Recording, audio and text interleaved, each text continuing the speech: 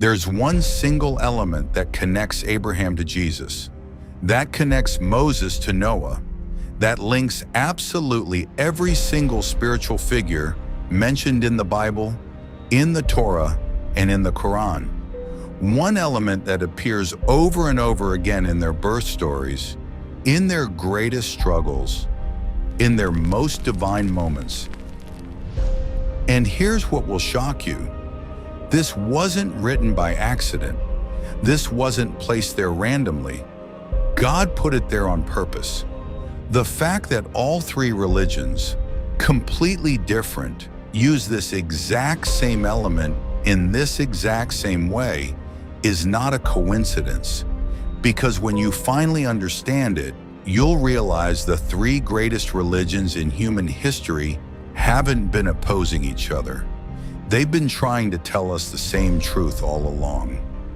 Now look at the stories, because trust me, you'll see it for yourself. Let's begin with Noah.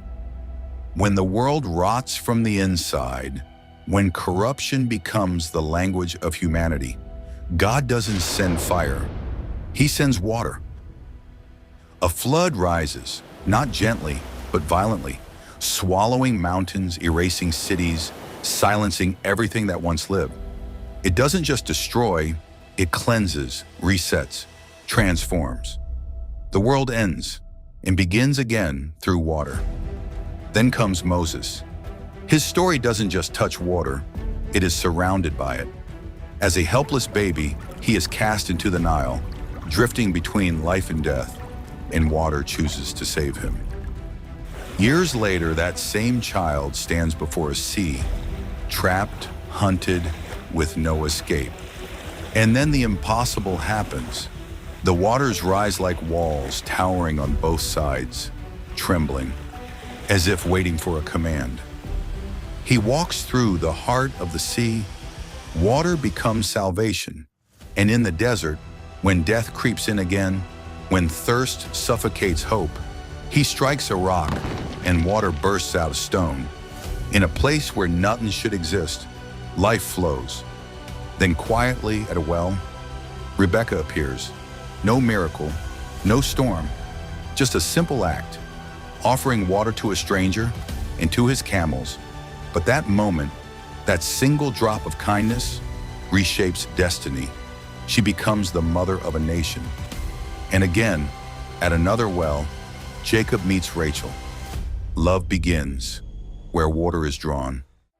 Later in the darkness, beside a stream, he wrestles with something not human, something divine. Water again, the boundary where heaven touches earth. Then Jesus steps into the same pattern, not with fire, not with power, but into water. He is baptized, and in that moment, the sky itself responds. The heavens open. The unseen becomes visible. Water becomes revelation. But it doesn't stop there. A storm rises, violent, chaotic, merciless. His followers panic. Fear takes over. And then, he appears, walking on the very thing that terrifies them. Not sinking, not struggling, walking, as if the laws of nature no longer apply. In that moment, water is no longer just creation. It becomes submission. And at a wedding, something even stranger happens. Water sits quietly in jars, ordinary, unnoticed. And then, without warning, Jesus changes it. Not into something symbolic, not into something small, but into the finest wine anyone has tasted. But wait, the story doesn't end in the Torah or the Bible. It continues unchanged in the Quran. The story shifts, not to a flood, not to a sea, but to a desert that feels endless. Here stands Hajar alone, abandoned in a valley with nothing but her child, Ishmael, in the silence of heat. No rivers, no shade, no mercy. She runs, once, twice, again and again, between two hills, chasing the possibility of water while death inches closer. And then, without warning, it breaks through the earth, not from the sky, not from a river, But from beneath the feet of a child, Zamzam, water where there should be none, life where there was only death. It doesn't just save them, it anchors a future, a city, a people. Then comes Miriam, alone again, but this time in a moment even more fragile. Pain, fear, birth of Jesus, no one beside her, no one to help. And in that moment of breaking, the command comes, shake the palm tree. Dates fall, and beneath her, water flows. Quiet, steady, undeniable. At the edge of life, at the edge of suffering, water appears again, not dramatically, not violently, but precisely when it is needed most. And then the scene changes completely. No desert, no fear, no running. The Quran describes heaven, something beyond this world, gardens beneath which rivers flow, endless, pure, untouched. Not water you search for, but water that surrounds you. Water that doesn't save you from death, but exists after it. From a desperate mother in the desert, to a woman giving birth in isolation, to eternity itself, water keeps appearing. Not just as survival, not just as mercy, but as a promise. If you made it this far in the video, you clearly love deep dives into religion, faith, and the mysteries that connect us all. So please, hit that subscribe button right now, because I upload videos like this every single week. In the very beginning, before light, before life, before anything, God creates water. The first miracle, it was there from the start. Waters are separated from the dry land, and God controls it. But why? Why water?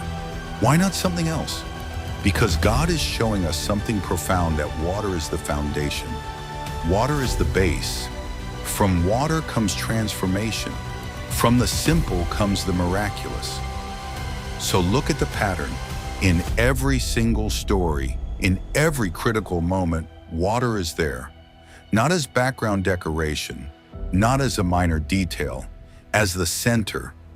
And here's what religions have been trying to tell us for thousands of years. Water is life. Water is death. Water is judgment. Water is mercy. Water is the boundary between the physical and the divine. Water is the mirror. It reflects, it cleanses, it transforms.